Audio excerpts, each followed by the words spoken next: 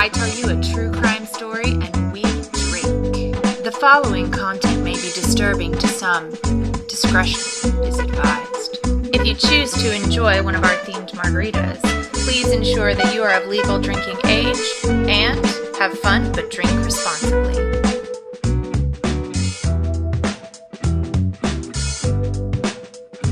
Have you ever had one too many margaritas? Okay, maybe it wasn't a margarita, though. How dare you? Maybe it was a different kind of drink. The kind of drink maybe you make in a bathtub. That, by the way, is disgusting. Maybe you were at a party, maybe in college, maybe not. It was a long time ago, right? Long time ago. But maybe you woke up the next day and you didn't remember exactly everything that had happened the night before. There might be some gaps in the timeline, so to speak. Well, today we're going to explore what might happen if that were to happen to you and you lived near a SeaWorld. Today's margarita takes us to the land down under. The Fizzy apple is a popular Australian drink, particularly, evidently, with younger Australians. It's enjoyed as a lighter version of what we in America call the apple teeny, but since we're margarita fans here on Margs and Mayhem, we're not going to use vodka. We're going to use tequila, of course. So what I've added to the shaker is 2 parts fizzy lemonade and 2 parts apple juice. To that, we add 1 part tequila, then 1 part triple sec, and lastly, of course, it's not a margarita without lime juice, so we add 1 part lime juice. Don't forget, fizzy drinks explode, so please be careful as you are mixing in your shaker. You all know that I love a fizzy margarita, and if you haven't been able to tell yet, it's pretty hot outside, so I think this will be a very refreshing summer drink. We are straining, as bougie people do, over fresh ice in a salt-rimmed glass. Welcome to our latest installment of Mini Mayhem. I hoped you enjoyed last month's as much as I did and are ready and excited for today's. It's mayhem time, folks. Rhys Owen Jones was a 21-year-old British ex-Royal Marine, and 20-year-old Carrie Mules was his bricklaying friend. They made friends with an Australian, 18-year-old James Vasilje.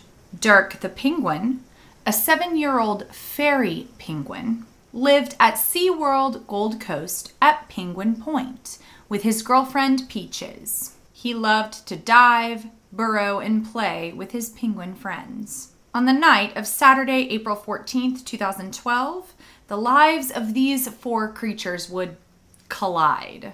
That night, Rhys, James, and Carrie decided to head to a party on the beach. It was there that they shared 1.5 liters of vodka.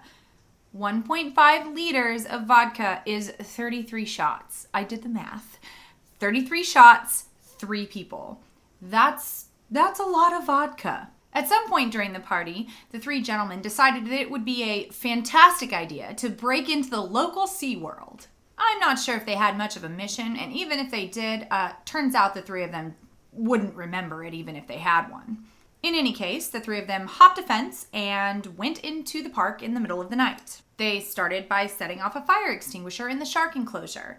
Then they stripped down to their underwear and took a little swim with the dolphins. The little penguin is the very smallest species of penguin. Yes, I know, clever name.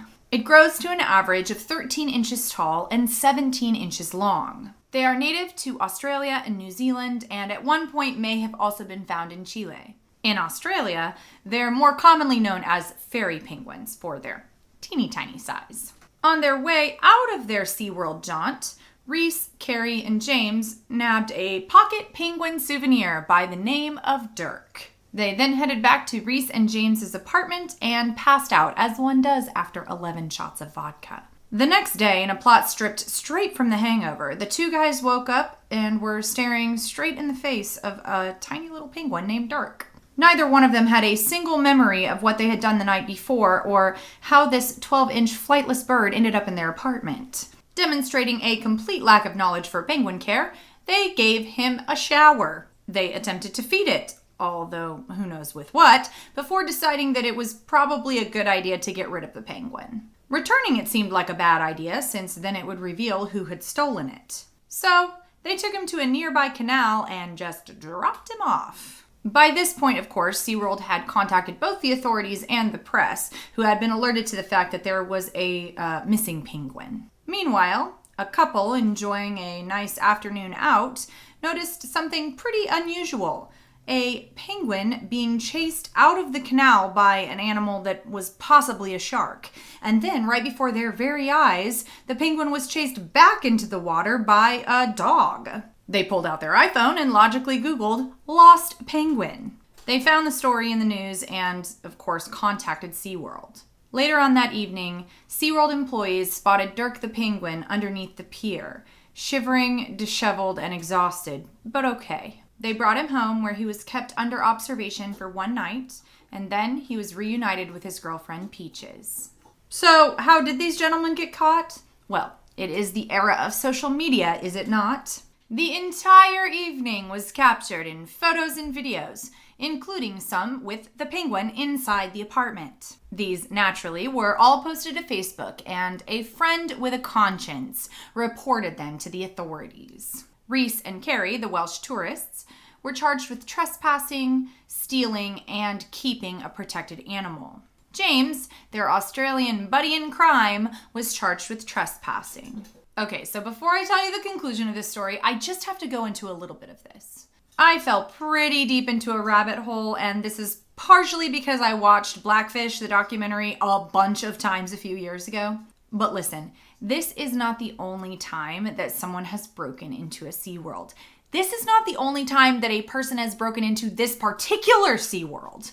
In July of 1999, the body of a naked man was found strewn across the back of an orca at a SeaWorld in Orlando, Florida. This orca was named Tilikum. Evidently, the guy hid in the park until after it closed, took off all his clothes, climbed a fence, and jumped into Tilikum's tank. Ironically, Tilikum means friend in Chinook.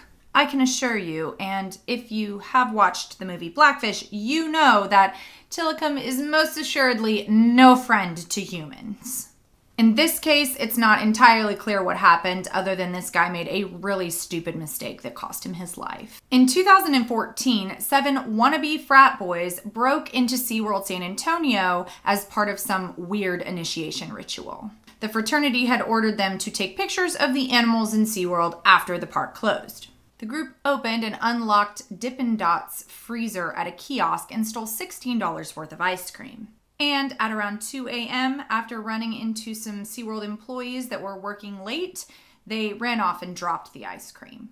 2 of them were too slow and ended up being caught and charged with criminal trespassing. And on February 10th of this year, a guy broke into SeaWorld of the Gold Coast, the home of Dirk the penguin. He was captured on security cameras and then actually captured, and after which he said he wasn't drunk, he just wanted to see the seals. What he actually saw was a trespassing charge and an $800 fine. These places are open during the day. I just don't understand. And you'd think they'd get some taller fences. So what do you think? Has this ever happened to you? Have you ever had so much to drink that you don't remember what you did the night before? Your own hangover moments? Could you imagine drinking enough alcohol and thinking that stealing a penguin was actually a good idea? What would you do if you woke up and you found a penguin in your house? Before pleading guilty to all 3 charges, trespassing, stealing, and keeping a protected animal, the Welsh boys wrote a letter of apology to SeaWorld and to the Australian public. Reese and Carrie had an attorney who wore a penguin with ties on it for just the occasion. They appealed to the magistrate, or the Australian judge, not to record the conviction. That would have prevented them from ever being able to immigrate to Australia. The magistrate agreed, but they were fined $1,030 and duly lectured. The magistrate said, quote, "You could have found yourselves in a morgue if you'd gone into the wrong enclosure. Perhaps next time you are at a party, you will consider drinking a little less vodka." End quote. James pled guilty to the single charge of trespassing. It's unknown if Dirk the penguin is still alive. Their lifespan in captivity can be up to 25 years, so it's possible that he's still burrowing, swimming, and diving with his little penguin buddies and his penguin girlfriend Peaches. I like to think he is. Well, thanks for hanging out with me for today's mini mayhem. I want to know what you think of these antics over on social media. Facebook, Instagram, the links are in the description box. I'm warning you, all's well that ends well with our little penguin buddy this week, but next week it most definitely is not. With BTK and our strongest margarita yet. Trust me, you're gonna need it. Brace yourself for next week, and I'll see you then. Remember, there are always alternatives to murder and drunkenly stealing a penguin.